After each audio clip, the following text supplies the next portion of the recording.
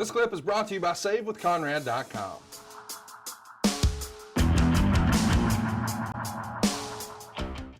We're coming off the Extreme Rules pay-per-view where we saw Seth Rollins retain the world title in a cage match over Randy Orton, as well as John Cena retain the United States Championship over Rusev in a Russian chain match.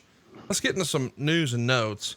I know you weren't necessarily quote unquote office from a financial perspective, but I do want to mention that at the end of March, the WWE Network had 1,327,000 subscribers. And they're breaking down sort of where this whole process is, because we're not too terribly far into the switch from traditional pay-per-view into the network. Meltzer would report that the total network revenue was $28.6 million for the most recent quarter. This is pretty phenomenal to see how quickly this thing has taken off, but yet at the same time, we're hearing maybe it didn't quite meet expectations. What was the rumblings that you guys as agents were hearing about how the switch to the network was going here by 2015? Well, the question we all had, the old timers, the Rotundos, the Malenkos, the Fit Finleys, myself,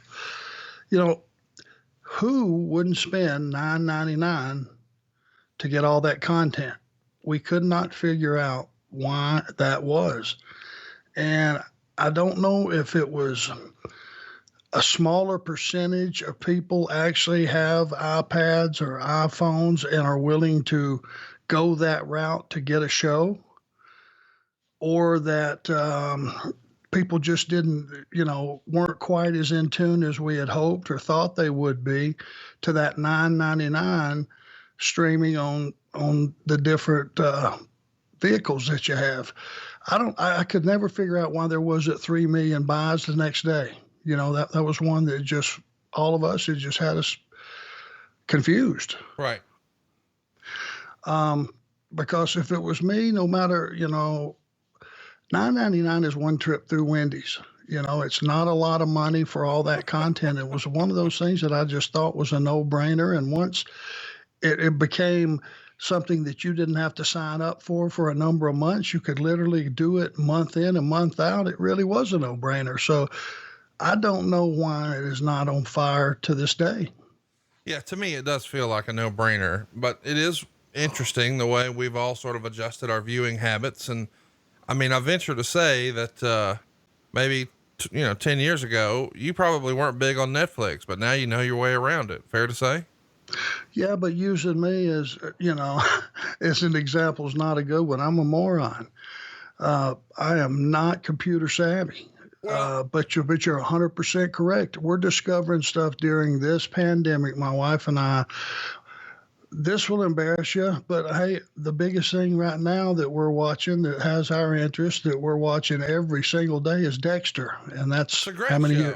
Yeah. How many years old? Yeah, very old, but it's a great show. It's awesome. It's so well done. We got turned on to Netflix, and I'm a guy that likes Discovery Channel and Shark Week and, Cops and Live PD, all that kind of stuff. That's kind of my niche of viewing. But, somebody turned us on to Ozark. Quite possibly the best series that's been put on TV since The Sopranos. Yeah, tremendous. I'm glad you agree. Yeah, I mean, what great minds think alike, Conrad. You know that. But that led us to this thing. And Dexter and our neighbors were telling us years ago when this first came out, hey man, this thing is cool. You need to watch this. And like a grain of salt, yes, yeah, I'll get to it. But we never did. But there's just, again, it was, I guess it's the new guy on the block, and with the network, people were skeptical. I just don't know. Well, it's just interesting to me how some folks have caught up. And when I was using you as an example, I wasn't saying because you, as you said, are a moron, but because you were maybe a little older. The kids these days are doing TikTok videos, and that probably hasn't caught up to you. But the point is, eventually what's hot with the younger generation, the youth, as they say, eventually becomes the norm even amongst adults. And eventually they take it over. Like these days, Facebook is mostly for older folks.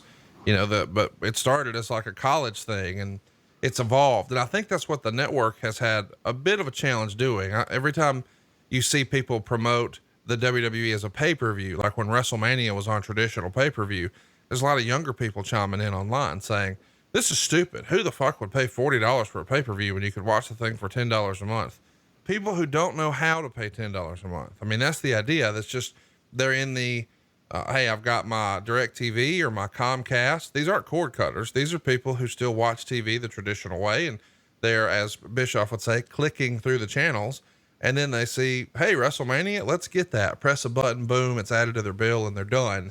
And that has just been the way it's been done for decades. So it's not, to me, too terribly surprising that it wasn't so quickly adopted. But as far as justifying the value, I think you and I are on the same page. It's probably the best value going in wrestling, besides adfreeshows.com, of course. Of course. Well, and I agree with you on that. And to be honest with you, the people that wake up on Sunday morning and go, this pay-per-view is on, you know, I forgot that was on, and they call their two neighbors who live across in the cul-de-sac, say, hey, you guys want to grab a case of beer and come over tonight, watch this? Those are the guys that can afford the $49.95 or anyway. Right. You know, these are older people that decide what they're going to do that morning when they make up, and they don't necessarily plan everything way out. So I think there's a niche for everybody, because those numbers, they would always tell us that you would be surprised at the number of people paying $59.95 or whatever it was to get it the traditional way. And we would just scratch our head and go, okay, thank God for them. Yeah, absolutely. Hey, it's Conrad Thompson. Thanks for checking out the podcast here on YouTube. Be sure to hit the subscribe button and the notifications bell so you get a notice anytime we upload some new content. And go save yourself some money right now. If you're in a 30-year loan or you have credit card debt, it's not a matter of if I can save you money. It's a matter of how much.